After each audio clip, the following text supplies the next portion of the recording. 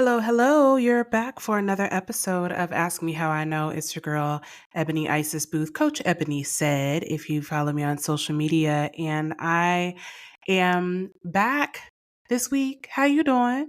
I'm feeling very consistent. I got to tell you, something about using Notion to actually plan episodes is helpful. Now, whether or not I do that according to the deadlines or timelines that I set in Notion is my business. But it is getting done, and we are now looking at Tuesdays at drop date as drop dates for the episode. I don't know. That's just what it is. It was originally Thursday, now it's Tuesday. We are making this up. I am, me and all my parts, we are making this up as we go along. But the exciting part is last week I said that I was going to turn back on the video component, and I actually did not do that.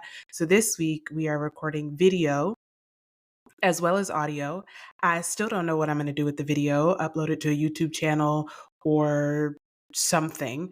But first things first, let's just celebrate that we made it this far. So, hi, it's Ask Me How I Know. I'm excited to be back. This week's episode whew, is a bit wild to me. I'm recording this on the eve of the 2024 US presidential election, and that is wild. Um, I have a little pensive hope in my chest and throat for the outcome of this election. Um, I saw something very moving that felt really real to me on Threads of all places, because social media is where I be in community. That was a reel from the Indian Collective that talked about what it means to be a radical and a radical voter, and basically saying that we are choosing our opponent. We're choosing our opponent. And I'm also called to think of Black feminist futures who faced some backlash as the movement organization that they are, facing backlash for giving an endorsement to Kamala Harris.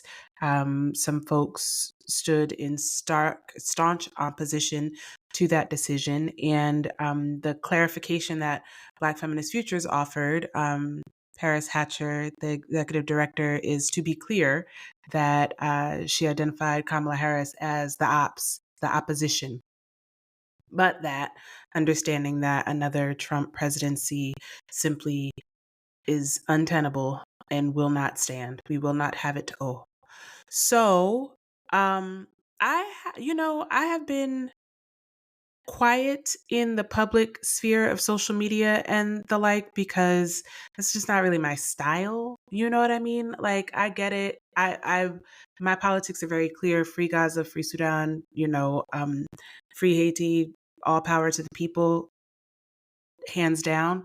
I work at the intersection of liberation. I am an abolitionist, anti-oppression, racial equity practitioner of liberation.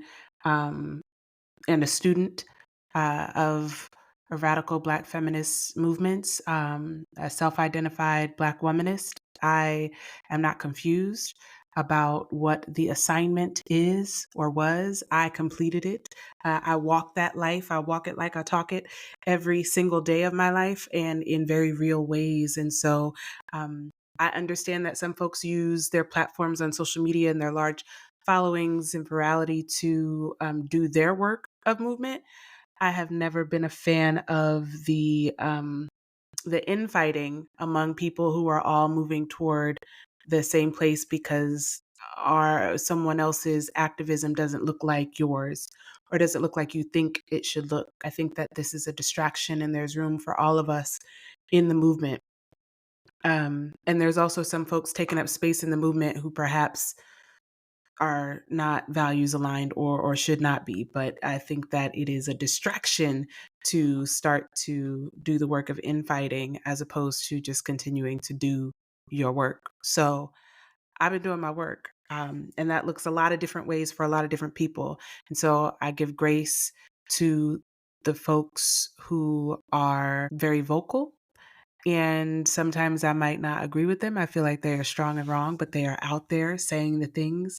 I offer prayers to the folks who seem to have been so downtrodden and worn out, and saddened. And I'm curious about the cost and the sustainability of certain folks in their activism. And my prayer is that they find respite and community and have someone to tag in for them so that they can tag out and just have places to go and recharge and be restored so that we can come back to the work and accomplish this in sustainable ways, because the burnout is an effect of the system. Its desire is to dehumanize us by burning us out and making us expendable, and that is not helping either. The movement needs us whole. It needs you whole. And so whatever measures or practice that you need to take in order to maintain your humanity as you fight for others and their humanity, I encourage that you do that.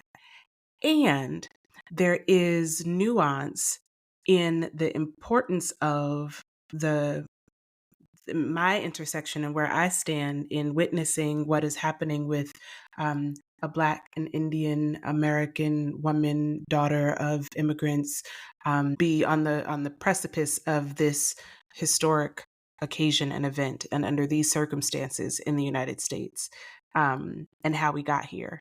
And it's been causing me to think a lot about Black women. I've been thinking about this since July, when it was announced that this was the task that was set before Vice President Kamala Harris to take on Donald Trump to replace Joe Biden as the candidate, accept the Democratic nomination, and run a flawless campaign in the face of fascism, racist, misogynoir, and, you know, terror that we have seen.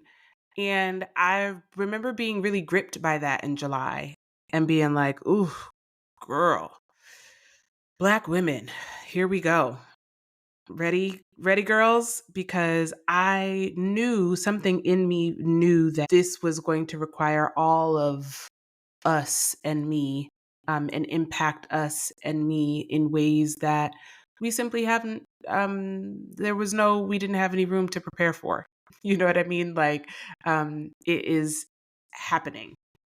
And it is happening inside a society that is still anti-Black, that is still racist, that is still capitulating, or what is it? What's the word? That is still, maybe capitulating is the word, underneath the pressure of revolution and change and growth and ascension and the things that we know will come, but they do not come swiftly. They take time, and we are in these times where systems are failing, things are being overturned.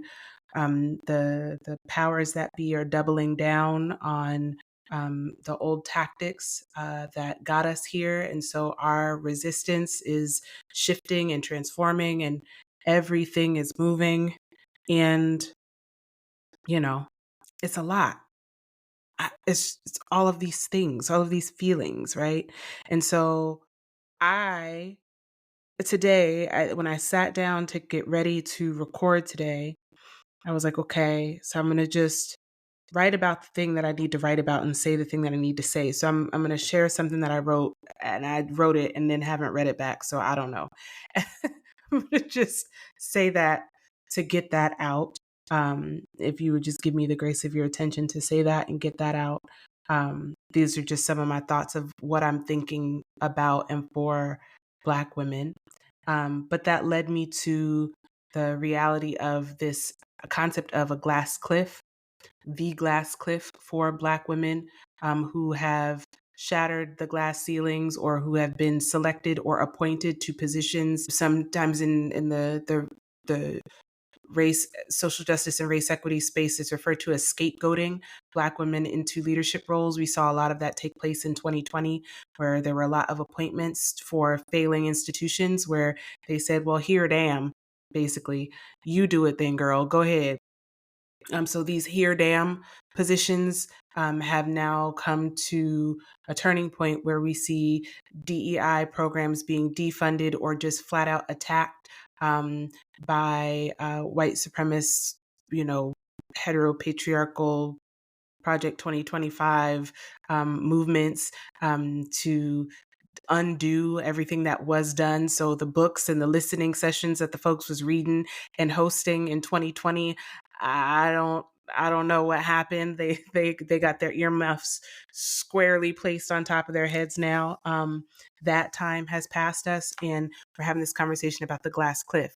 And while Vice President Harris is poised to take on this work, I feel a sense of Black lady concern and that pensive thing that's in the back of my throat, that part of me that is just a little bracing myself because I don't trust capitalism. I don't, maybe I trust me more than I trust capitalism. I don't trust um, you know, the patriarchy. I don't trust, racist old white men. I don't trust Donald Trump. I don't trust Congress. I don't trust system. You know what I mean? It's like I have this mistrust in me that's like, um, will she be well? Will she be treated well? Will she be given the respect? What fights will trickle down? What will be the impact? Will there be blowback? How can we stand in our knowing and be prepared? So there's some anxiety there. There's also a lot of hope. There's a lot of joy. I feel that the language around Gaza that she is eking out is starting to shift very subtly, although not absolutely the language that we need. It still very much upholds a Zionist perspective of, October 6th and referring to it as a war as opposed to a genocide. But the conversations are very subtly changing in a way that makes me know that if this is our opponent, then I feel like I'd rather choose this fighter in this battle. So, and there's a lot more that I could say about how I feel about the United States and genocide and its history of genocide and acknowledging the harms of genocide, or even going into interrupt or to stop imperial rule. But I won't, because I'm trying to be hopeful on the eve of the election, because I feel like something really historic is going to take place tomorrow morning, or tomorrow, maybe Wednesday morning when we wake up. I wonder what the air will smell like on that day. So I'm curious about it. So I'm going to talk about that. I'm going to talk about the glass cliff. So my little writing and rambling about the election, the glass cliff, and then also I'm going to get into like, what does liberatory coaching for Black women mean? What do I mean when I say that I do that? When I'm talking about integrating the knowledge of self and self authentication for Black women, and talking about Black womanist theory and you know Black feminism, radical Black feminism as a praxis, or what is Black girl magic as a healing modality? What are you talking about, Ebony? Just saying all these words. What does that mean, girl? So I'm going to talk about what that means, and I'm going to break down the anatomy of a discovery call, which will hopefully help you understand what it means and what it looks like to work with me, to the end of experiencing liberatory coaching as a Black woman in leadership who may be familiar with that glass cliff, girl. Like maybe your toes have been curled over the edge of it for some time now. And so when I was thinking about that, this is what I wrote, that today's episode would be for Black women whose lives ain't been no crystal stair, who were nimble yet sure footed, climbing over broken steps, whose backs have been bridges. This episode would be for Black women who have given life and limb to get and give a leg up, a hand out, or wrap around resources to light a way out of no way. Black women who shatter glass ceilings, torch the shards, and blow glass bubbles to cover the community from fallout. Black women who stand at the edge of the glass cliff smiling because we remember our people can fly, so we stay fly. I'm thinking about the intersection of our block, the meetings in the ladies' rooms, the kitchen table cackles, the boardroom glances, knowing, knowing, knowing And I want us to be present to this moment, trusting that we know that we know that we know pleasure, peace, love, ease, and rest. May we be restored by the power of our own understanding. So, yeah, Octavia Butler wrote, "There is no end to what a living world will demand of you." And the thing about that is, we get to free ourselves, you get to free yourself from feeling responsible for meeting the demands of the living world. It's not going to stop. There is no end to what a living world will demand of you. The end is in your no. The end of those demands is in your radical rest practice. Not to rest so that you can do more, but to rest so that you can be more of yourself, to be more at ease, to be more peaceful, to be more present, to be more sound of mind and body and spirit, to be in alignment, to be here, to be alive, to live well. You know, systemic oppression, it functions by enacting upon Black women in a way that disconnects us from source. And whether source is God or spirit, the ancestors, source, the universe, your idea and concept of your divine connection, your divinity, and what holds you here, that the awareness of that being the ultimate power is the work of an oppressive system, right? Additionally, this same system functions to revoke our bodily autonomy. And for Black women in particular, in the United States, the history of imperialism and chattel enslavement, the way that in which it has and the system of patriarchy, the ways in which that has caused harm and a dissociative protective measure where we are not embodied. We are not present all the time with our bodies. We are fighting for the right to make decisions for our body. We're fighting for bodily autonomy. We're literally currently right now, bodily autonomy is on the ballot. We understand that Roe was the floor, right? That was the baseline, but that reproductive justice as a movement is something that involves the literal ability for Black and Indigenous women to remain unmolested upon the planet, to have children, to have access to food, water, shelter, resources, and to remain safe in our bodies so that we can deliver healthy babies and survive the maternal mortality rate that makes it realistic that Black women are 3 times more likely to die in childbirth than our counterparts. So bodily autonomy for Black women in this country in particular has a different weight to it, a very particular intersection, if you will, like what's on our block, right? Not our voting block, but the block, the intersections, the corners at which we stand, these interlocking identifiers, social status, social identifiers that are interlocking and compounded against the hegemonic status or status quo of dominant culture. Our intersections leave us at a place where the revocation of our bodily autonomy is utterly dehumanizing and has been for over 400 years. That also informs the disconnection from our emotions, our feeling body, our emotional bodies, our ability to process and hold the grief of that reality, what that does to us.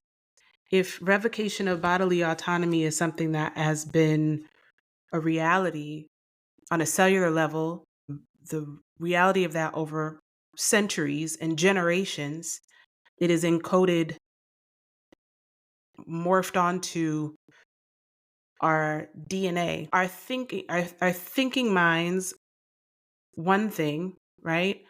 But our emotional body disconnected from our feelings and the acknowledgement that we even have them. The What Do You Need episode was a conversation about our emotions being our most genuine paths to knowledge, from the Audre Lorde quote, and how what we think and how we feel will inform what we need, what we ask for, how we show up in the world, how we get those needs met, how we engage in relationships, and all those things. So really the importance of coming back to an emotional place of intelligence and soundness, and also to have some range of our emotions so that we can feel more than one thing at a time, without fear of overwhelm or some other consequence that might cause risk to our safety, whether or not that's our emotional safety and vulnerability, our ability to have intimacy and relationships, or even just the way that we see ourselves and understand ourselves in our humanness, in our humanity, right? And systemic oppression also functions in this fourth measure by writing these archetypal narratives about who we are, and then relegating our realities to the margins of that story.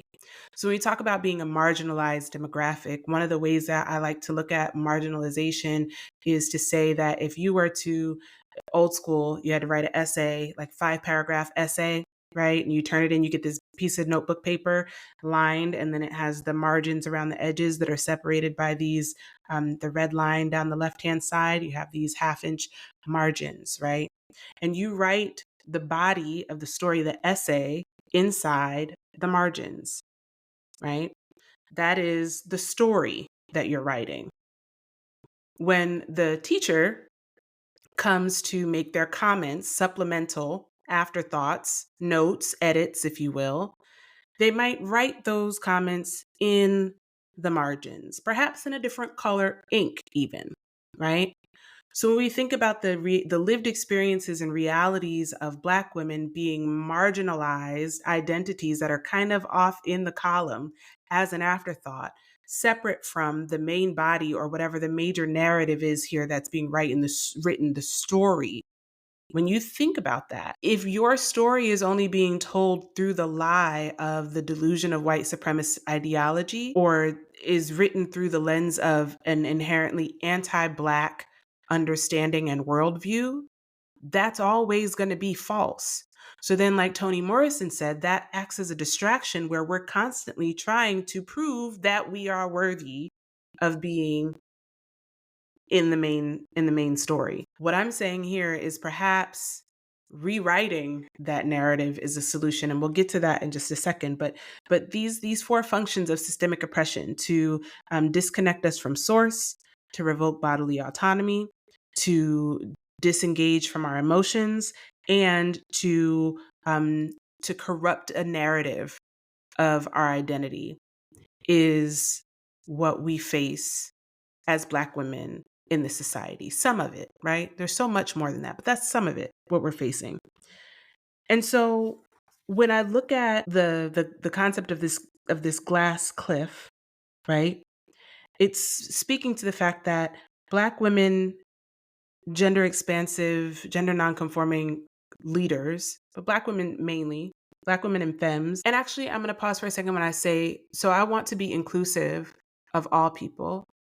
I also want to name that the inclusion of our trans women, the inclusion of gender expansive or gender nonconforming bodies who are coded as femme or coded as women, or whose identities are so marginalized or who are so oppressed and pushed into the margins of this conversation in spaces that we're looking at such small percentages of individuals who even make it onto the page to be able to fight for the conversation to create the space. And so none of us get free until the most marginalized among us are free. So I'm not saying this in any reductive way. I'm naming it and saying it to include the fact that like it's not just us, you know. We have to create space for everybody, but mostly for the most marginalized among us, for our trans relatives, Black femmes. I see you. So when I say Black women, I am talking to all of us, speaking to all of us, not in the don't call me cis girl kind of way, because that is not what we do over here. So, um, however, I digress. So, Black women leaders are vacating their roles. We saw a lot of appointments come down the pike in 2020 where, everybody wanted to everybody was getting a promotion, promoted to leadership, diversity roles. We just want to listen. We want to hear what you have to say. We want to learn. Please tell me all the books to read. Oh, wait, that book was really long. Do you have a podcast? Oh, that was a documentary. What about just a article? How about a meme? I'm gonna just turn this box black. Like we saw over the course of the second half of 2020, just the way that the attention span for the struggle, the liberatory method to break out of the margins, to rewrite the narratives, and to be centered in the story of liberation and advocacy for the freedom of all people, we saw how short the attention span was. And so 4 years later, we're at this new place where it's kind of like, guess who didn't forget? The people who are in charge of drafting Project 2025. They did not. They did not forget. They actually went and said, "We are going to work on a different assignment." Okay? This is what happened. So while some of y'all was down to reading how to be anti-racist, other folks were like, "Let's just write this. Let's write them out of the story altogether." And that's where we are now in 2024. And as that's taking place, we're seeing that Black women in leadership are vacating their roles, either by being vacated from their roles or by electing to choose out of these roles. And some of the reasons that are being cited for this is that there is hostility toward leadership. Gee, I haven't noticed any of that. Have you?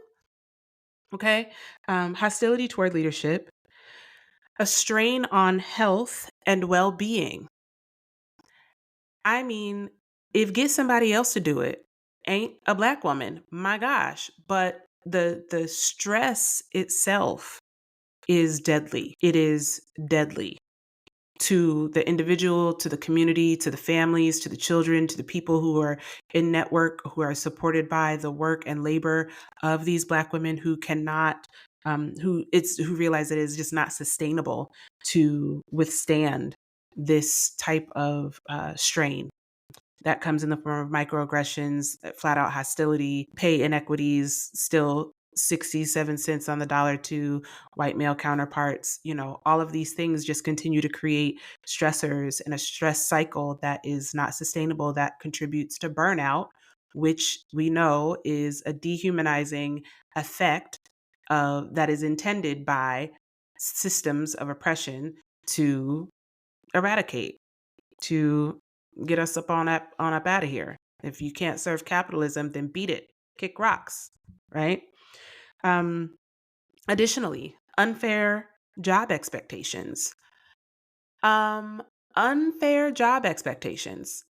I mean, listen, the, I don't even feel like I need to beat that horse. You feel me? Like unfair job expectations. Someone said that, Kamala Harris's campaign is evidence of any woman who's ever had to like step into a group project, you know what I mean, like during finals or something like that, and it's like the night before the project is due and the PowerPoint has to be rewritten and notes have to be redistributed and somebody didn't show up and who's going to make the model, and I'll just speak. I will just do the group project so that I can get my A. And it's almost like everybody else was just kind of standing there being totally prepared to take a C minus or a D or whatever, but really glad that you're in the group because they know that you give a damn about your GPA. You know what I mean? Um, and to be that person in the group who does that and still be doubted and still have to compete as if you are the equal or you are the mediocre man standing to your left and to your right are are your counterparts. They're your equals in this. And you still have to, audition for the spot or argue for the grade or the point. It's some bullshit in the highest order. And to that extent, that feeds into this next reason that Black women are vacating their leadership roles is because of a limited opportunity for career advancement. So they created this job for you that has never existed before. They create the role, and then you get it and you crush it. And they're like, well, we don't really have anything else for you to do because, like, there's really no, like, you know, we can maybe look at something lateral. Maybe you can change your job description, your job title, right? And we'll do a title change for you, but like, I don't know, there's really no history of an upward trajectory from this position because we've never had it before. Gee. So now you're stuck in this specialized role that was created just for you. And who wants to be there? So the glass cliff is this is the plank that Black women are walking in professional spaces at this time. And you know, that's a hard spot to be in. It is not permanent. It requires some strategy and some support. There are solutions, there is help out there, but this is why we're talking about it, because as leaders, what we need is support. What we need are resources. What we need is infrastructure so that we can thrive as we lead. The idea that you have to, so the job is survival, right? You get the job so that you can survive. And then the self-care monsters come out and they tell you, girl, we need to be thriving. This is soft girl era. This is soft life, soft life. We taking naps, we resting so that you can thrive. And that jump from survive to thrive is like, that's where the glass cliff is, I think. When I spoke about earlier about when you stand at the edge of the glass cliff and you remember that our people could fly, you know what I mean? Yeah, but that requires some magic. There's that leap from survive to thrive is something there. And why do we have to do that? Why must we be magic in order to thrive? Why is that what this world is demanding of us? And how can I opt out of that and say, no, I would actually not like to be hurled from, pushed from, or throw myself off a glass cliff in order to understand what it feels like to thrive? Because for my entire professional career, I have done every single thing that was set before me. I have been the Olivia Pope of this shit. You have the degrees, sis, the certifications, the experience, the skills, the patience, the know-how, the know how to do, show up, be, all of that.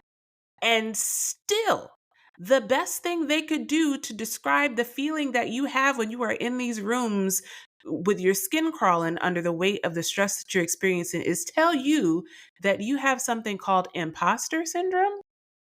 What? What? No, thank you. No, ma'am. No, ma'am. That's not what it is. That's not what it is at all. That's gaslighting. Okay? Gaslighting. Cause what you're not is an imposter. That's not the case at all. So Black women need support, resources, and infrastructure so that we can thrive as we lead. Right? Black women deserve a focus, a space, and a strategy that is its own, that is just for us. Just for us. To say, I'm focused on Black women. This is the space, the container that is set aside for us to do this work of focusing on the unique and on our block. What's going on the block at this intersection of identity? And to strategize specifically to the benefit of that demographic, believing that if you trust the people are trustworthy. Shout out to Grace Lee Boggs. So we trust Black women emphatically to know that they have the answers, that they are the medicine, the miracle, and the magic to what has them bound and what their challenges are. And so we will listen and strategize in community inside containers that allow us to have the space to dream a way forward. And when I tell you when I say that out loud, it feels like the most radical thing I've ever said. And my practice is to say it in as many rooms as I can, especially the ones where ain't no other Black women in the room, so that more people can get used to hearing it, so that you can understand the discomfort and how serious, how bad I mean it. I mean it real bad.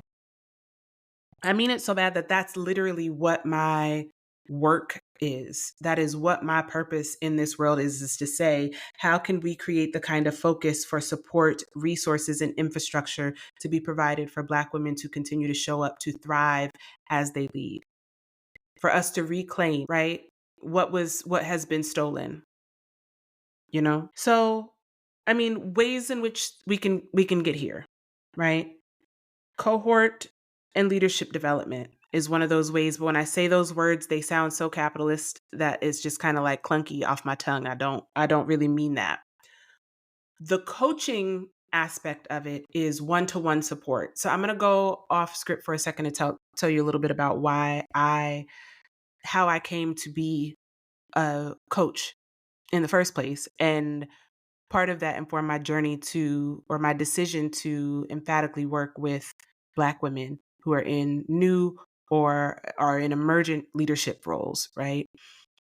Which could be anybody, because you show me a Black woman, I'm gonna show you somebody who's leading her community, herself, her children, her partner, her family, uh, like, and organizations and movements and people and whole teams and churches and usher boards. And this is what we do, right? Since Ben, we're not new to this, right? But the access to the resource of professional and personal development coaching is something that was kind of stripped away from us and commodified and turned into a behavioral science industry that was allotted for people in C-suite executive positions who are often white men. The coaching industry itself is something that is an unregulated industry that is primarily filled with white people, Europeans, right? Most of whom are actually, at this point, most of whom are white women between the ages of like 55 and 70, right? Definitely not our demographic. Your boss has a coach. Your boss's boss has a coach. The CEO of your organization has a coach. The coaching business, the industry is like a multi-billion-dollar industry year on year. And I'm not talking about girls on Instagram. I'm talking about actually inside your organization, inside the company, in the C-suite, in the meetings, on the call, doing the backup work before your manager called you in the office to tell you some bullshit and spin you a story about this write-up. I am fairly certain that they had a conversation with their leadership coach to help them work through their parts and insecurities about looking you in your face and telling you this bullshit on behalf of the company. And they needed to come up with some language that they could get that off and make sure that it would still pass legal, and really be hopeful that at the end of the day, they don't have to start another hiring push. That's what's happening. And wildest shit about it, the company is paying for it and calling it professional development dollars. So this is not some, you know, thing that just sprang up. I mean, in 2020, I think more people started to do it because they realized it was an unregulated industry and everybody was on Zoom. And it kind of became one of those things that kind of got born from the hustle and the movement. But the coaching industry is way bigger than what you see on your Instagram screen. I want you to know that it is available to you in viable, real world ways. And the way that I have decided to bring it to Black women is because when I got a coach, I wanted a fellowship award. And I was in this fellowship and they were like, "Oh, you get you get coaches, you get coaching." And I was like, "Okay, well, whatever that is, sure."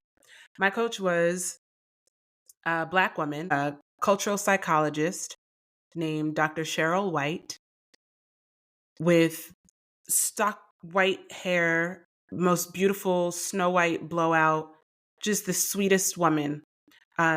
She was you can't become what you can't see, right? I saw her and understood things that I had dreamt about myself but couldn't really visualize. Like, I didn't understand that you could be a cultural psychologist. I knew that I was a cultural strategist and I really loved psychology and was into the behavioral sciences, but I didn't know that cultural psychology even existed, especially at the intersection of race and social justice and movement work and leadership development. I had no idea, but you know, spirit being what the power that it is, I ended up in this room in this suite talking to Dr. White, and we worked together over a year and a half of that fellowship because it got extended, and I was so deeply moved and inspired by what it had been costing me to be in these roles as the youngest, stuck in roles that where I had limited opportunity for career development, where I was being, celebrated for doing an exceptional job and at the same time deeply underpaid in comparison to my male counterparts. I mean, like it sucked pretty bad for some time. And I had been just struggling to be seen. And I felt like I was disappearing, like dissolving inside my skin, and not in a beautiful transformational butterfly way. I hated every minute of it.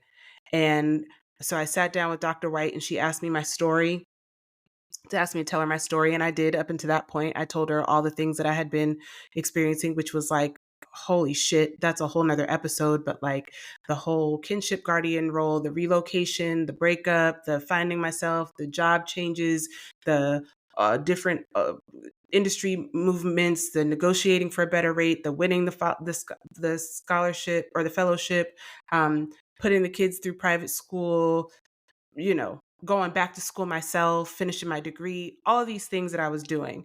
And so I told her everything. She got really quiet and she was like, "What was that like for you?" I mean, it was just, I don't know, it was a question nobody had ever asked me that before. I Nobody ever really asked me. It was, and also because I was really defensive in how I would tell my story. Um I was, I was moving through the world. My manifestation energy was set to wishing a motherfucker would. And the thing is, when your energy is set to wishing a motherfucker would, those wishes will come true. You'll manifest somebody who will. And then you're gonna be fighting all the time. So I was hella defensive. So perhaps wasn't really putting myself in a position where someone felt like they could challenge me to ask or to inquire about how I was doing or what was going on with me. So when she asked me that question, I kind of snarkily was like, it was like walking through a living hell. And she goes, "Oh, well, what did you learn in hell?" And I was like, "Oh, I never stopped to think about what I learned in hell. I never stopped to acknowledge my accomplishments. I had never even considered um, that what I was doing was surviving. I was literally just afraid to stop because I thought if I stopped, I would die. The stress was killing me. Maybe not even that slowly. So I was able, through my introduction to coaching with Dr. White, help me understand a different possibility and a way forward.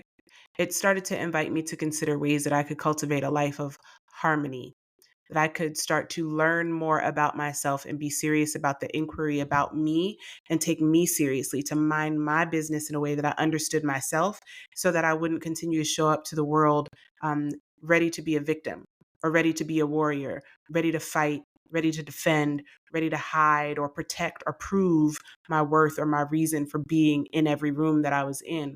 That was putting much pressure on my shoulders, so much pressure, put myself under an inordinate amount of pressure and strain. So I started to learn and develop these skills. And then I started to apply them and look at my life and say, now, what can I do with these tools and resources? And I started my first coaching certification program. I applied to become a coach for transformation and equity with a company called Leadership That Works.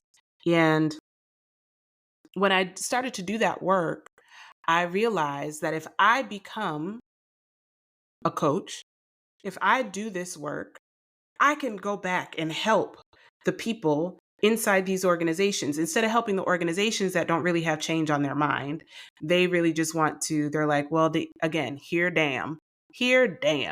We're going to give you these coaches. The world is a shit show. We're going to call in some consultants to tell us that we're not that racist so that y'all stop complaining and writing letters to the board because it's kind of fucking up our funding. You know what I mean? Like, that was the type of energy that organizations were seeking me and other BIPOC individuals in the city where I was. They were seeking us out and offering contracts to throw money at the problem, but doing so in ways that were not really focused on transformation. And what I started to notice is inside those spaces, the Black and brown folks that were inside the organizations were the ones who were suffering in silence because they were like, essentially, like, these white people are crazy and they do not mean it. So I'm going to come to this meeting and talk to this woman, but I'm kind of scared that whatever I say here is going to cause me to get fired, or they're just going to use it against me, or feeling like the coaching is punitive and not really giving a damn. So that made me real sad. And I was like, this is not what I want to do. I want to work with the individuals without regard for what the organization has on its docket or what its agenda or priority is. I want to work with Black women. The challenge that I faced at the time was there were not very many Black women in the community where I was engaged.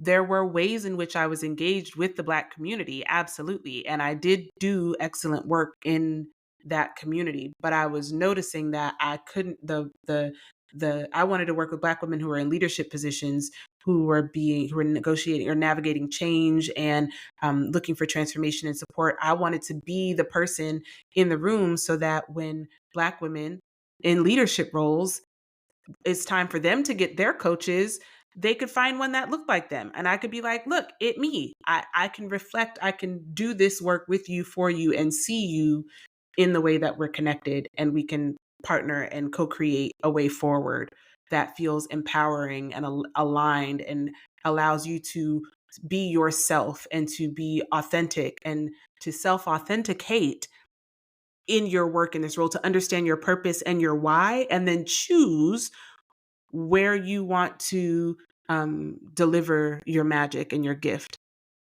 where you want to share, where you want to serve from.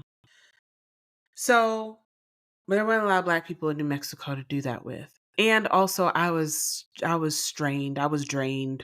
It was hard, Boots. Doing that work was hard in a very anti-Black place. And I needed to be in community where I was not the only. It's very difficult to build the support that you need for yourself and maintain it and be a recipient of it, and to also sit from that well. It's doing an awful lot of work. And I needed to go to a place where there were communities that I could belong to, step into, receive, be filled up by, and to pour into, just to make a contribution without having to be in charge or in control or have any of those parts and ego be driving or informing my decision and my motivation, so that I could just figure some things out. I had to do some healing. I had to recover. I had to integrate. I had to learn lessons. I had to get quiet, sit still, be with spirit. I had to do my own work, right? So that I could understand a way forward. And wouldn't you know it, that all of the demands of the world that I was afraid were just going to spin out of control if I took my eye off the ball are still there. They ain't going nowhere. Child, they still there. When you come back, they ain't going nowhere. So I'm saying it's all right for you to just go get yourself somewhere and sit down. So yeah, Black women deserve focus, space, and strategy all its own. So I started to focus and think about what kind of space I could curate and hold, and what the strategy would be for how to get the message out there. And that's what I'm doing now. That's in part what Ask Me How I Know is. That's what my coaching practice is. That's what my purpose is. And that's what I do. I'm talking about being able to access happiness, fulfillment, to be engaged, to feel motivation, to improve the quality of your relationships, to have more effective communication skills that speak from a place of grounded authenticity and authority, because you have a clear understanding and respect for your own inner authority. I'm talking about being able to advocate for your own promotion and compensation, to ask for what you are worth. And you set your price because you know the number and you are not afraid to say it out loud. To improve your team relationships and coordinations, your ability to collaborate over compete. So to be in joyful collaboration with one another as opposed to competitive means for engaging.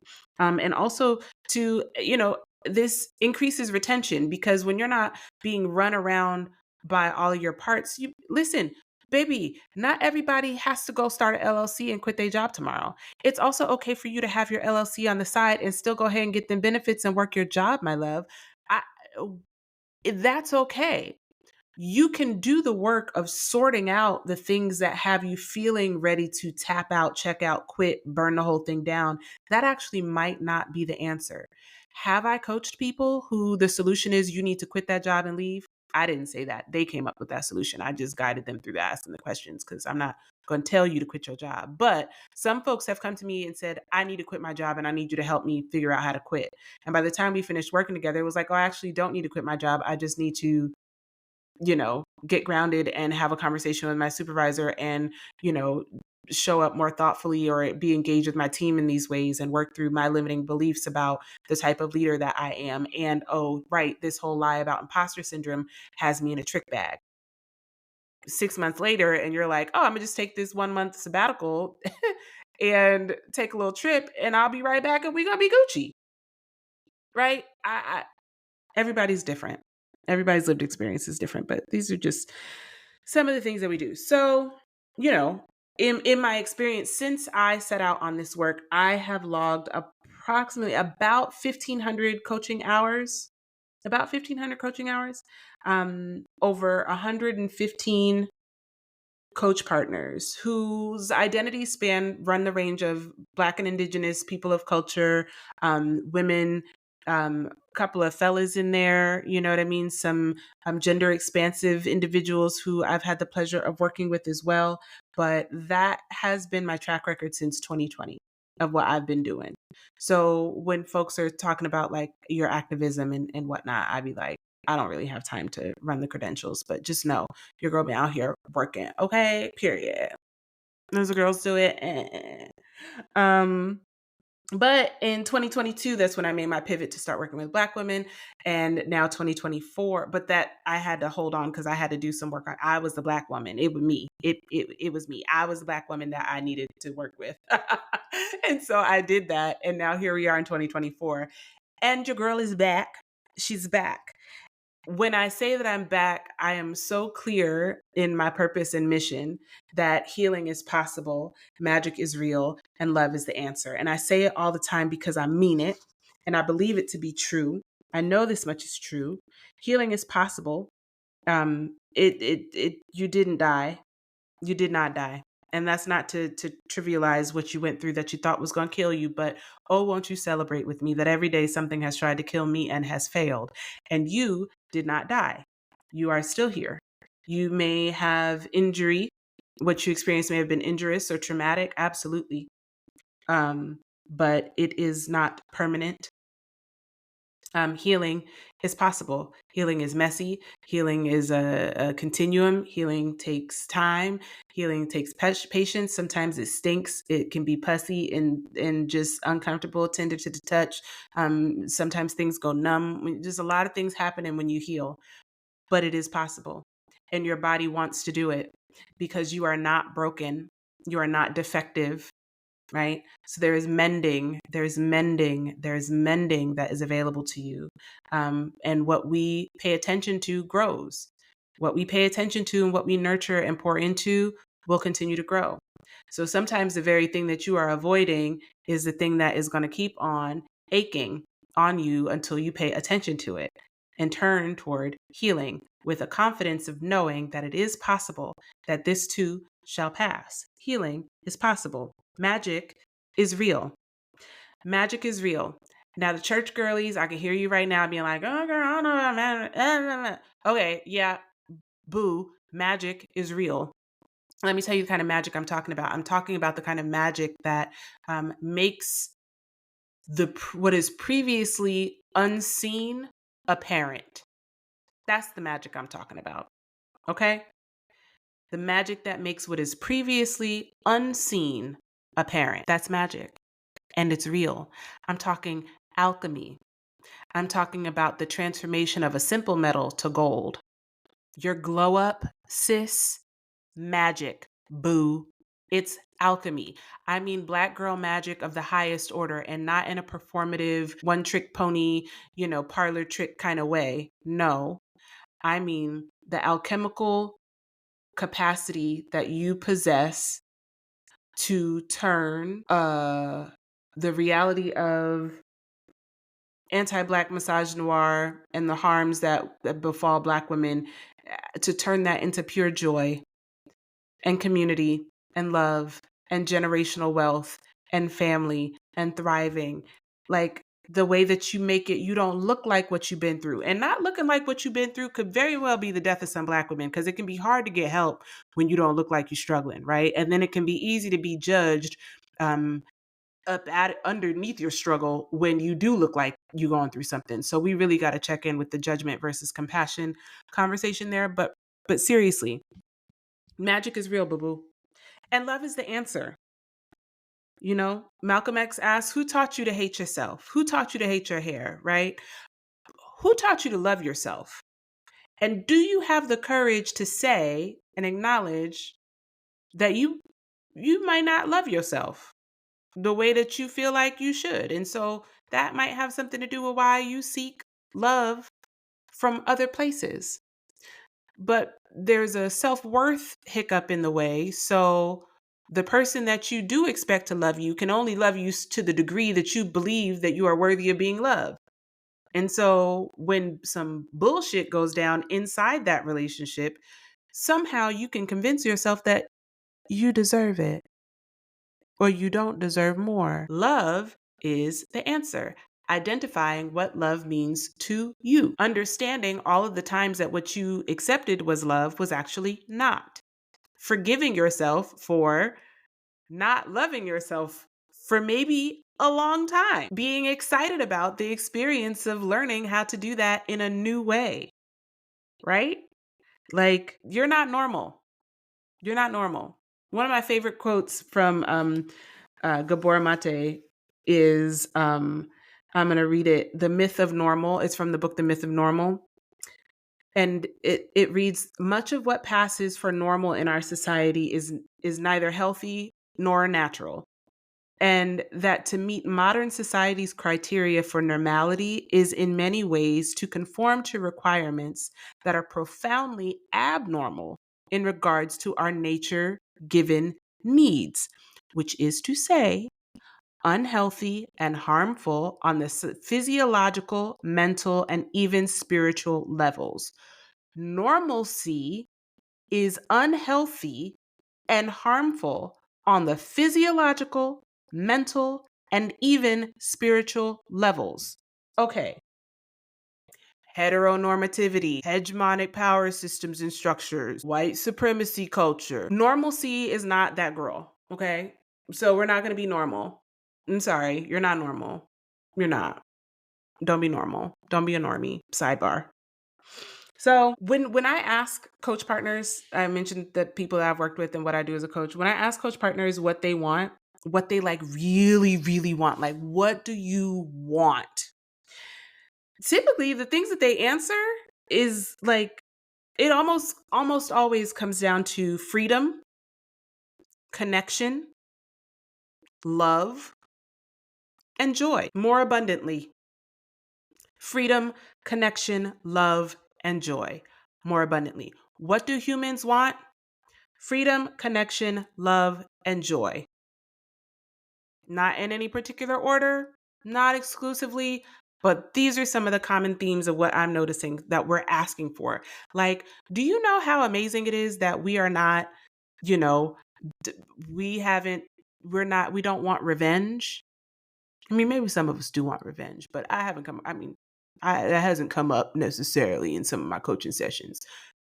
That might be a part that wants revenge, anyway.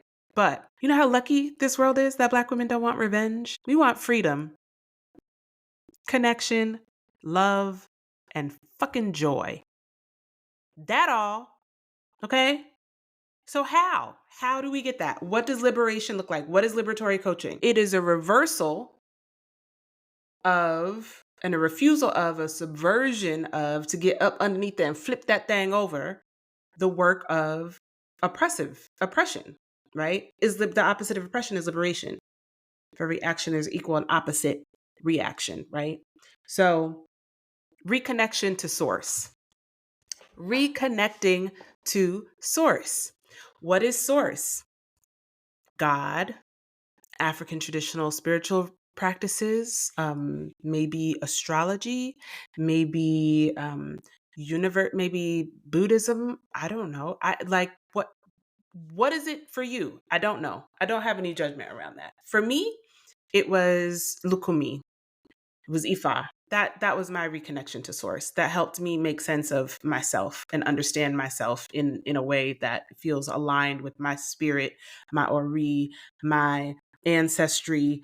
It made the world make sense to me and helped me to accept the fact that I am anything but normal. Made things make a whole lot of sense. To reconnect to source, to tap in. Now, for the church girls, again, I'm going to say this to the church girlies. There's a lot of church hurt in that is wrapped up and tied up with our relationships to Christianity. And I honestly, like any of the Abrahamic religions, like, or just that could also be a magnified part of like our relationship to the patriarchy and to men. So there's that as well. A lot of things could be true about that. And so this is kind of a generalization that I'm making, but just go with me here. Reconnecting to source is such a personal experience. So whatever your personal practice is, that is the answer. The answer is yes. Well, should I do this or should I set an altar? I don't really know how to do that. I yes. Do it till it feels right. And if it doesn't feel good or doesn't feel right it doesn't feel in alignment with your spirit, then don't do it. I can't tell you what to do. It's not about telling you what to do. It's about asking you what it means to you. What feels right to you? Does that feel necessary? Did you feel a release? Where did you feel it in your body? What did you do to get there? What is your relationship to that? What did that bring up for you from your childhood? What did your grandmother say? What did your ancestors say about that? What is your higher self calling you to do here? Right? That's my job, is to ask you the questions to get you there. But reconnecting to source is your work because don't nobody know it like you. You are the expert of your own life. Reclaim your body sovereignty. Ooh, get back in your body. I'm gonna look for my body, yeah. I'll be back real soon. Man, word to Ebony Janice. All the Black girls are activists. She talks about the sacred text of Solange Knowles, one of the sacred texts of Black womanism. And yeah, weary of the ways of the world. So I'm going to go look for my body and I'll be back real soon. I had to go look for my body. I went away and looked for my body for a whole year. Reborn, initiated, went looked for my body for a whole year, didn't take selfies for a whole year. No photographs, no videos, no reels, no lives, no social media. Just, I mean, like, not really social media. I like check my DMs and stuff like that. But like prayer and supplication, dressed in all white, routine, ritual behaviors, study, quiet, stillness. I had to go look for my body. And I came back. I'm back. I found it. That was lit. You know what I mean? It was great. But reclaiming sovereignty of my body also had a lot to do with my reproductive health.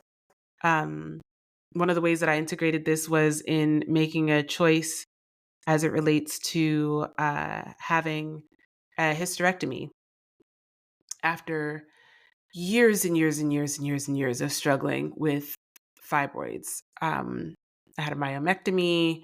I had excruciating periods and subpar medical care as it related to treatment of the fibroids for years, that had my hormones in my body completely out of whack, that was absolutely affecting my mental health in some really severe ways.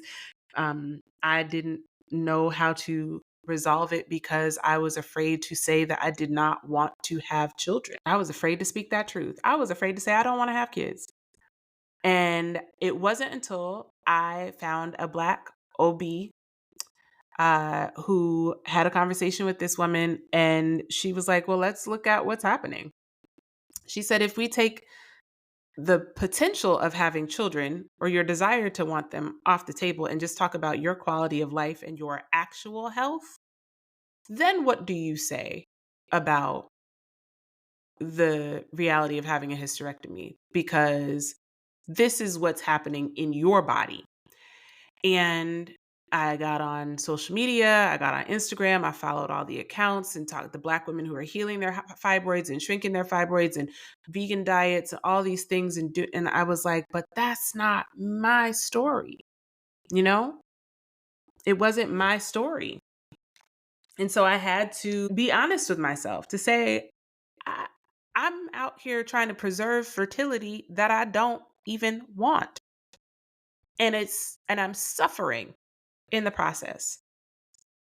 Then I had to connect the dot to all of the ancestral and in maternal lineage of my family's history with fertility and hysterectomies, and my aunties and my grandmother, and how many women had had surgeries and who had and didn't have children. I had to do generational ancestral healing around that. I had to do my work, do some integration. I had to, but I made a choice, an understanding that I am sovereign in this body, in this temple, in this life, on this walk, on this planet. And that was so empowering. I have never felt more powerful in my life than by me taking control of my wellness and my health for me without having to make a choice with consideration to what a man was going to say about me or my worth or my value, what my mom and them was going to say about whether or not I had kids, what anybody was going to ask about how old are you? You don't want kids, or you're going to have kids? How many kids do you have? Do you have any kids?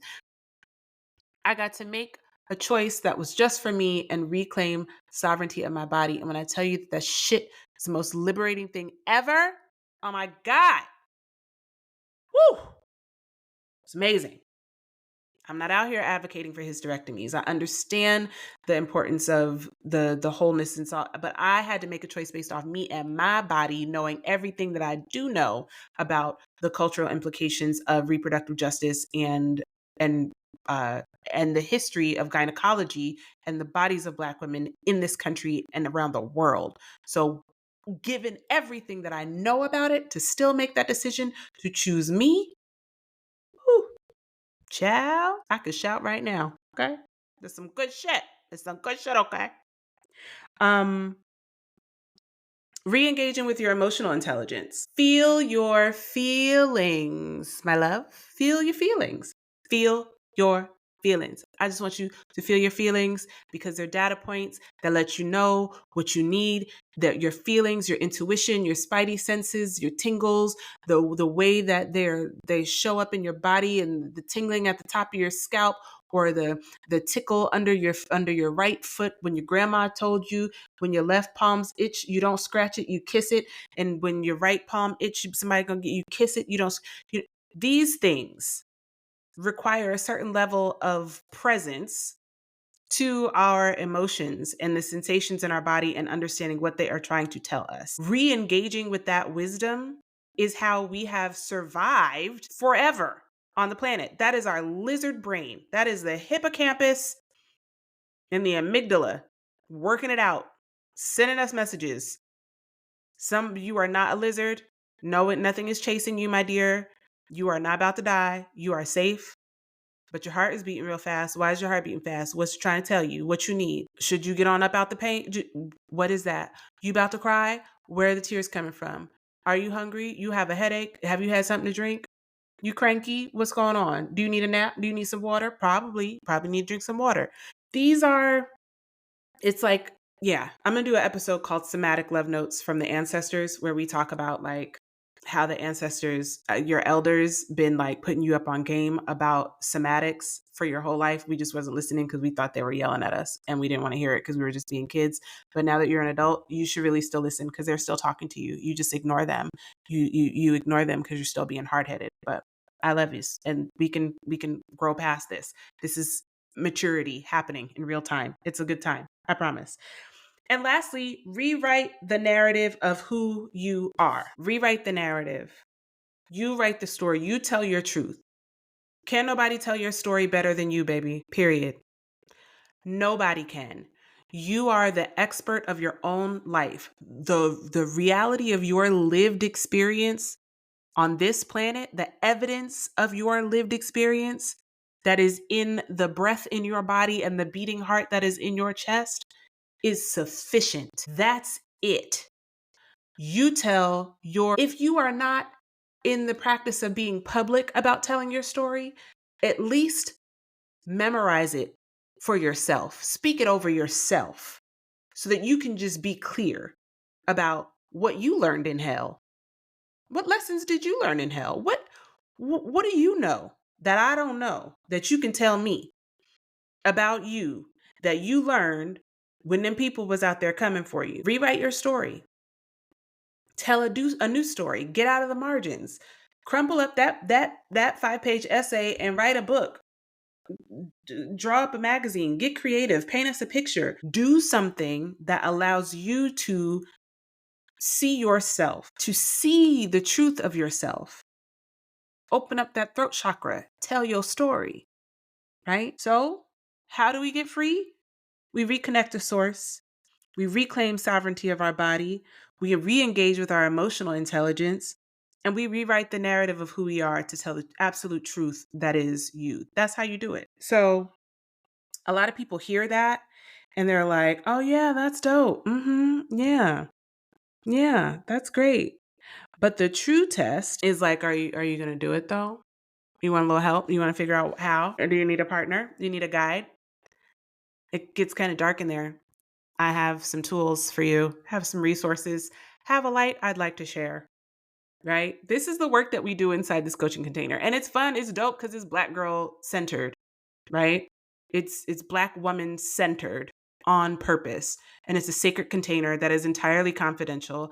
I am not one of those people who likes to get in a coaching container with my coach partners and then as much as sometimes I be so amped up with messages and downloads right after a coaching session, and I want to get online and like riff and do a reel or something like that, I don't do that shit. You know why? Because my coach partners follow me on social media. And even if they don't, I am committed and bound by our agreement to hold confidential what you share with me inside our coaching containers. So even though people don't know who you are or what you said to me, I know and you know. So I kind of have a problem where I see practitioners turning coaching sessions or coach problems or solutions that they want to take credit for, turning them into content, and that's just not my cup of tea. What I will share are testimonials that I have permission and consent from my coach partners to share, and I usually do not collect those testimonials until after our container has closed and they've experienced whatever resolution they have, and then they send the testimonials to me, and then I will post it with first name, last name on my website with their permission and consent. So that's important to know. So, folks sign up or seek out coaches for all types of reasons, right? You might be the type of person that's wanting what they call done for you support. It's a methodology that will basically check any box that's related to something you did, are doing, or have done, like do these 6 steps to achieve this. Copy my prompt for your next. This is the download this, and then you get a prompt, and it'll give you 52 questions to ask people. So then you send this, and do all that. Nah, that's not my thing. That's not my cup of tea. I don't know. It's not what I do. Maybe in 2025, I'm manifesting a virtual assistant and a marketing person to help with comms, and that might be something that I'll put on their plate to do. That is not what I enjoy doing. I do not like to do that. I like to show up to coaching sessions and work one-on-one with people. I like to run my mouth on my podcast and to, that's what I like to do. So I'm not going to be that person, but there are some done for you coaches who have that approach. There are also the tell you what to do coaches. That's actually not coaching, that's consulting. And I'm not really even sure that it's consulting if it's advice giving, because it doesn't come with like a strategy or an approach. And oftentimes you have to be careful and check in with your discernment that the person is not simply like projecting onto you through some judgment or preconceived notion, or some ideology that might be misaligned with what you hold near and dear and true to yourself. So I'm going to just say that some people appreciate being admonished, critiqued, or judged. Even some folks use a strategy of shame as motivation for change. And now I argue that these practices are entirely unsustainable because they appeal to the ego and they rely on a very parts led, reactive engagement that tends to lack trust and true vulnerability and is absent of a conscious relationship agreement. And it is difficult to have real accountability in those containers. They can be really harmful. That's something to just be careful for. It's a predatory tactic that some folks do take in getting people to sign on to containers, to be basically manipulated or abused, to feel the responsibility to change, and to be set up to fail, and then be further admonished and maybe build even to, to now I got to go fix it. It really just gives the person who is doing the work of holding the container responsible for being the coach. It makes them kind of like the guru, which is also culturally appropriative language that doesn't make any damn sense, but I digress. So but a service that's being advertised through these methods is like 9 times out of 10 it's not coaching. It's an ad. It's content. It's clickbait. It's sometimes rage bait. I saw a man in a commercial on Instagram today who was trying to take an example about how to learn how to manage a team better in leadership. And he uses the example of having his daughter make him breakfast sometimes. And sometimes she makes him breakfast and it's absolutely inedible. But instead of telling her that it's inedible, he just kind of goes along with it because he doesn't want to dim her shine or whatever. But the example that he's setting is literally shoving a black, crispy, burned to a crisp, like charcoal briquette of toast into his mouth as the example. And I felt like this is stupid. This is some bullshit. Because the example was, here, buy my deck of cards with prompts for management techniques for team management. And I'm like, you should get some coaching on that, sir, because I'm curious as to who benefits from your daughter feeling like serving you briquette black burnt toast is a reasonable solution to provide you breakfast in the morning. Like, who benefits from that? Who wins here? I feel like that's to the detriment of you equipping your child with I don't know that. Anyway, judgment. I'm judging. I'm not coaching. I'm judging. But that was an ad. It was an ad. It existed to get that reaction out of me, not to make me believe that this man is a great management leadership development trainer, or that I was not interested at all in his cards. I was pissed that the little girl don't know how to make toast. You know what I mean? I don't know. Anyway, that's not coaching. It's an ad. So a lot of times what you see on social media with people being like, stop right here and listen to this. I have a message for you from your ancestors. Whatever the fuck they're talking about. Like, that's not coaching. And it's difficult to replicate. Like, it's, first of all, what coaching is, coaching holds the agenda of the person who is being coached. I like to refer to them as coach partners in my world. Um, and for some folks, that's enough to just be like, it's too much attention. Some people don't want to do it because they're like, that's intense. This person asking me questions about myself. And I never really think about myself like that. And I don't want to do it. So I get that. But you should push past that corner of your growth edge and see what's on the other side. I'm curious about that. Um, the thought of being centered and deeply heard without judgment and with compassion and curiosity can actually be terrifying to some of our parts. But that is the invitation, is to figure out why those parts are afraid of that type of visibility and exposure, and what they're holding, or what are they afraid of happening if someone sees you more fully, or sees them more fully and acknowledges what it is that they're holding on to, what story they're keeping. Um, and how that is impacting and affecting your whole self, in life, right? That's just one way that coaching should not be an abusive Instagram reel that makes you feel bad about yourself, is what I'm saying.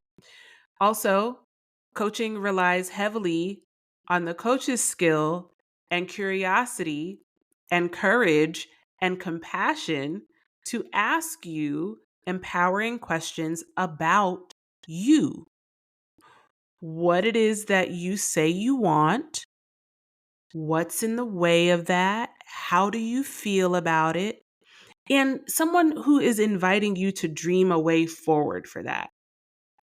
It's not always like a, earth shattering major transformation. I felt the earth move under my feet and the sky came tumbling down, tumbling down.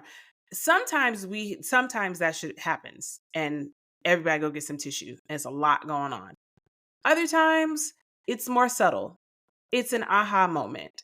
It is a question that you have to sit with and go journal on. Sometimes, I mean, it's whatever you need it to be and whatever you make of it, whatever meaning you make of it. But the magic lies in allowing yourself to be the center of the conversation and focus, and to have someone walk you through and guide you through the steps of really discovering what wisdom is already inside you. You are the miracle, the magic, and the medicine. But sometimes we have just kind of buried that under the reality of our lived experience. And those things are kind of banging sometimes on the walls to get out. And that can be rather disruptive to your system and your experience, the quality of your life and experience, because they have something to tell you, but you're not listening because you're scared of the noise. Oh my God, it's coming from inside the house. Don't be scared, girl. I'll hold your hand.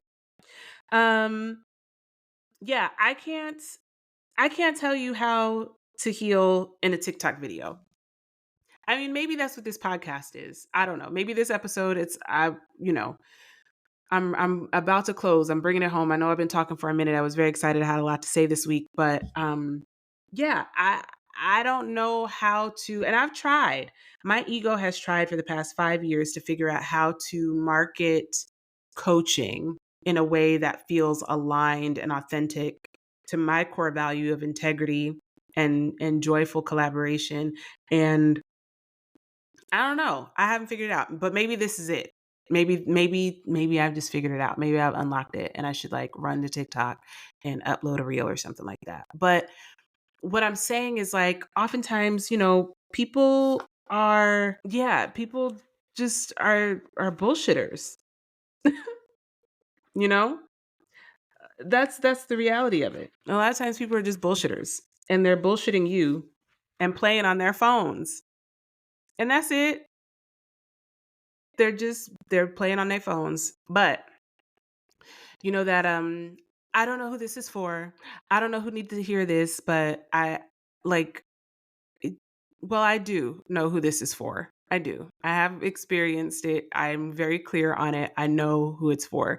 If you are still listening to this episode 1 hour and 20 some odd minutes in, it is for you. Okay? And thank you for being here.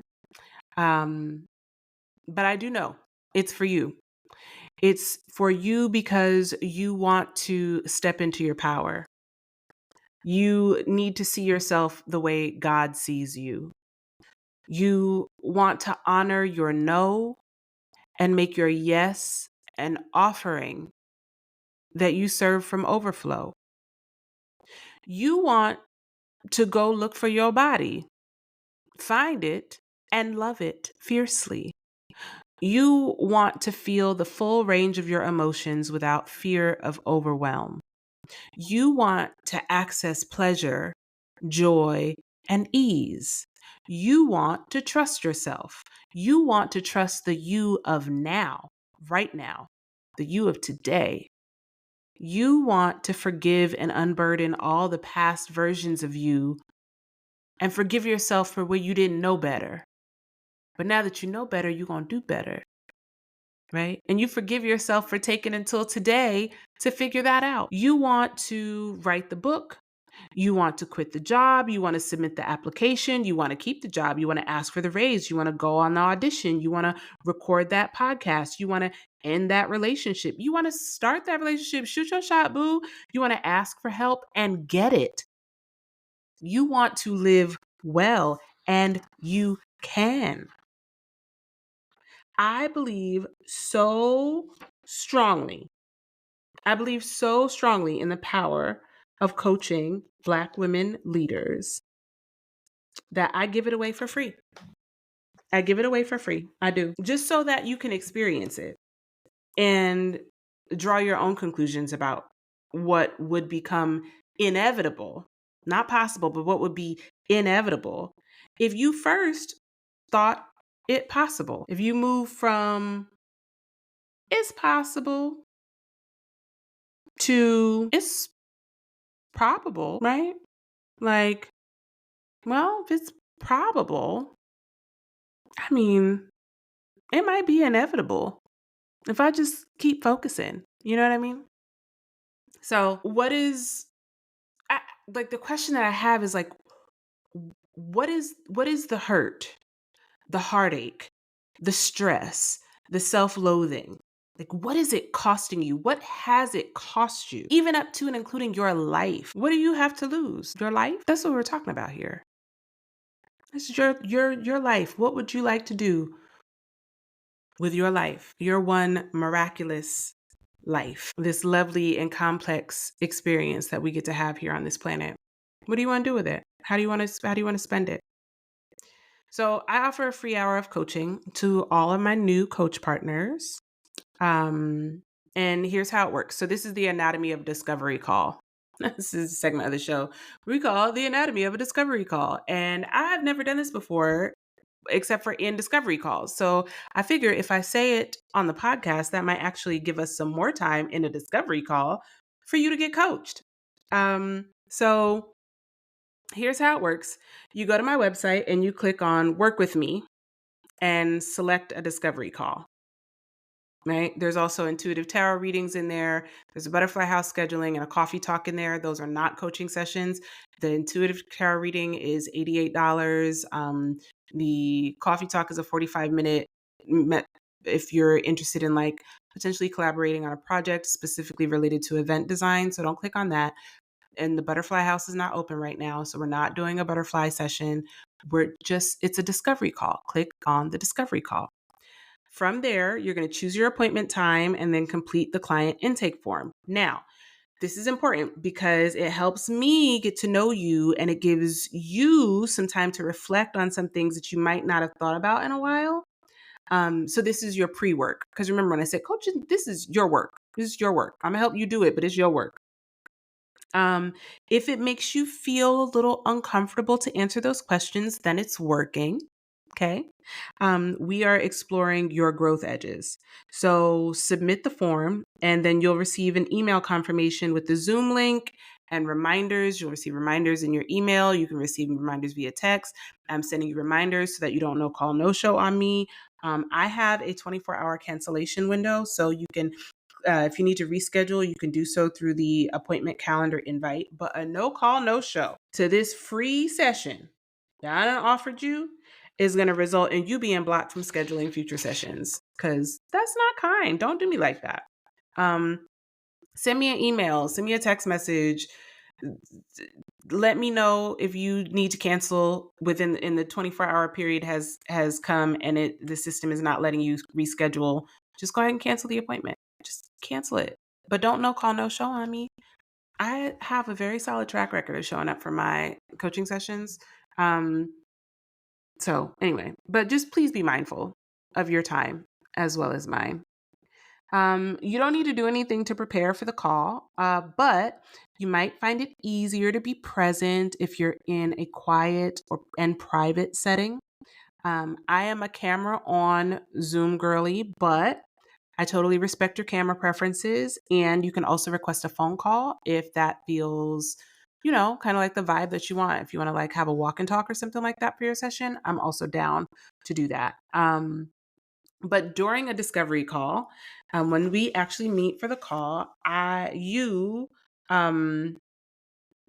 I basically invite you or ask you what you need, what I need to do or what I need to share so that we can understand each other in a more deep and meaningful way, right? I understand that we just met, but I want to enter the space developing a relationship and open the container for the potentiality of a partnership that might come from this meeting.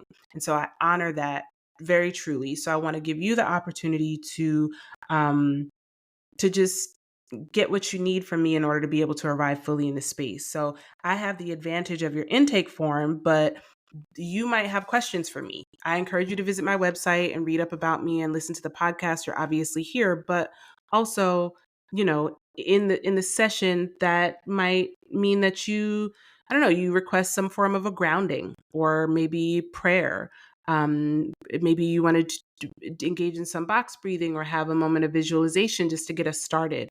We can also listen to a song or move our bodies to find a place of aligned presence. It's your call. You get to choose how we arrive in the space, but I defer to you so that you're comfortable. From there, I'll ask you what you want coaching on, ask you for your consent and permission to ask questions, for me to get all up in your business for a minute, but not really like in a messy way, but in like asking you personal questions. And I know you just met me. But the intention for those questions is that it'll guide us to a deeper or transformational agenda. So I really want to know like what's really good. Like I know you said what you want coaching on, but like what that mean? What is what's important about that, right? So we'll spend about 30 to 45 minutes with you getting coached on your topic that you bring to the space. If you can't think of a thing, something always comes up. So I'm trusting you to have the answer, Sway. But sometimes folks like to take notes. I encourage you to be present as possible. If note taking becomes a distraction, then I don't know. I think we just open the channel and let spirit lead us through the process. That tends to be the way to create a really quality engagement.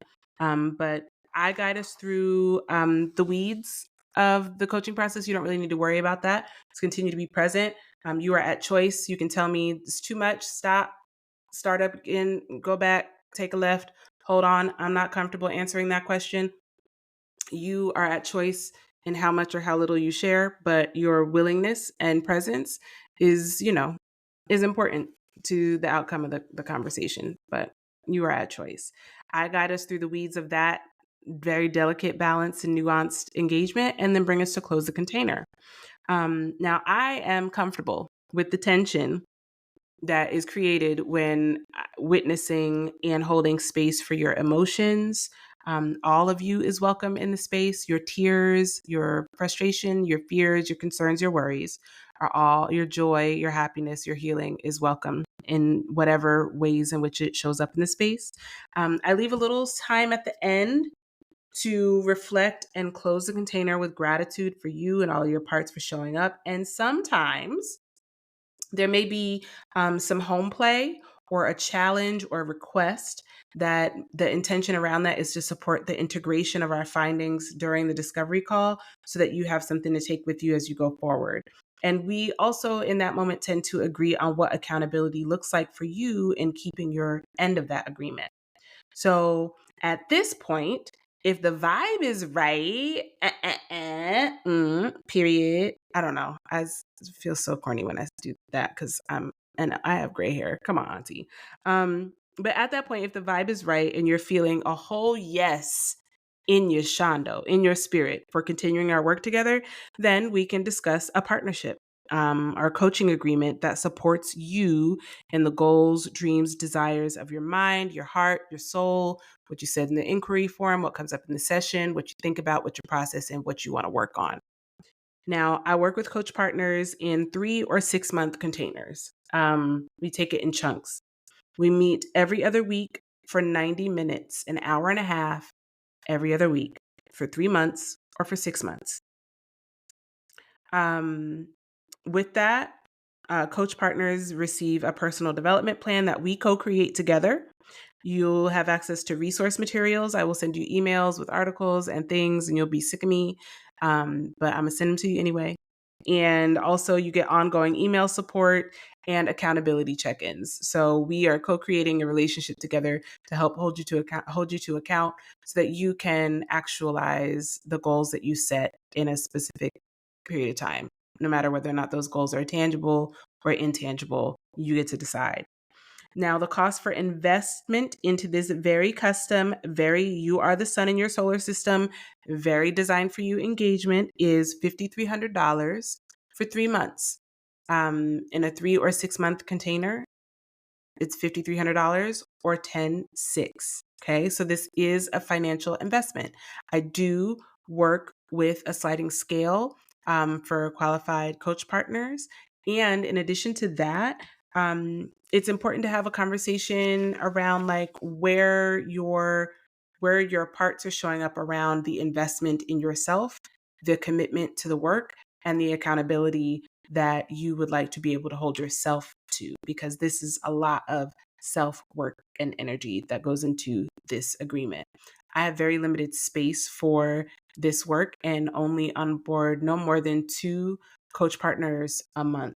So, and once my roster gets to a certain point, then I cut off and go to a wait list. So when I say space is limited, I'm not meaning like that to be like, hurry up and get in the room so I can, it's not like that. Very limited space.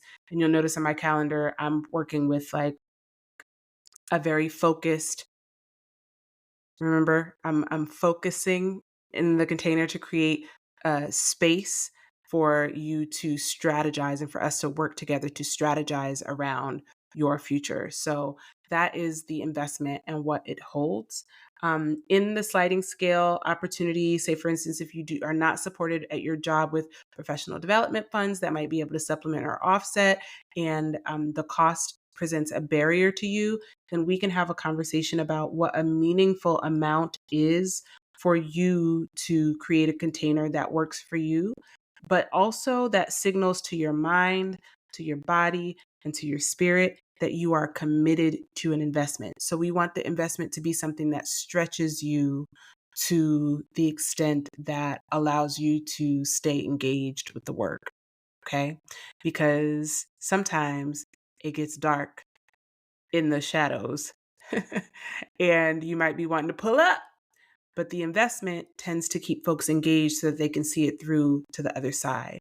So that's what a discovery call looks like with me. I would love it if you would book one, if for no other reason than to say that you experienced it. Because once you experience coaching with me, you are now equipped with the value, the priceless value of your lived experience, and can talk to other people that you might meet in your circles to say, hey, I know a lady who focuses on working with Black women in leadership, to keep the glass cliff phenomenon off of us, and you should reach out to her and schedule a coaching call.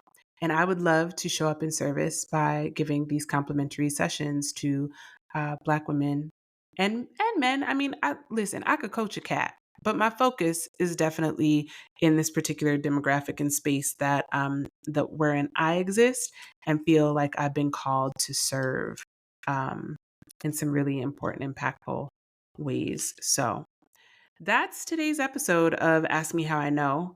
It was a little bit longer because I had a lot that I wanted to say. Um, I hope that you are filled with ease and joy and hope this week. I I hope that we wake up to a new world on Wednesday morning. Um, I'm hopeful for, if it doesn't happen on Wednesday morning, that we are one day, 1 hour, one step, one breath closer to the world that we are creating, one wherein we are safe, where our needs are met, where we are supported and celebrated and thriving in what we do, where all power is to the people, where Gaza, Sudan, Haiti um, are free, you know, where we bring an end to genocide, environmental genocide, and imperialism and war and xenophobia and anti-Blackness and capitalism could go to. I'll take a proper socialist agenda, maybe, if I could get to that. I don't know. It would be great. I'm going to try to figure out how to create a socialist model for my coaching work. I guess starting with just giving away coaching and free sessions and making this podcast free is a start. If you wanted to make a contribution, there was a conversation online on Threads about how people should stop asking, telling people what their Cash App is because it's cringy or tacky. But I'm going to tell you, my Cash App is HoneysuckleCreatives. Okay. Cash App $ Honeysuckle Creatives with an S on the end. Okay. Know that, because this Riverside subscription is coming up and it's not cheap. Okay. And we do not have ads. This podcast is completely written and produced and recorded by me in my home office. And I will figure out what to do with it from there. But like, subscribe, and share the podcast. Leave a comment or a review to let us know what you feel about it. Check out my website, ebonyicesbooth.com, for more information about me and to schedule a complimentary discovery call or book an intuitive tarot reading. Those are fun. If you're into that sort of thing, check me out. But I will be back next week with another episode of Ask Me How I Know. I hope that you got what you came for today. And as I say at the end of every show, be light and shine. Okay, love you. Bye.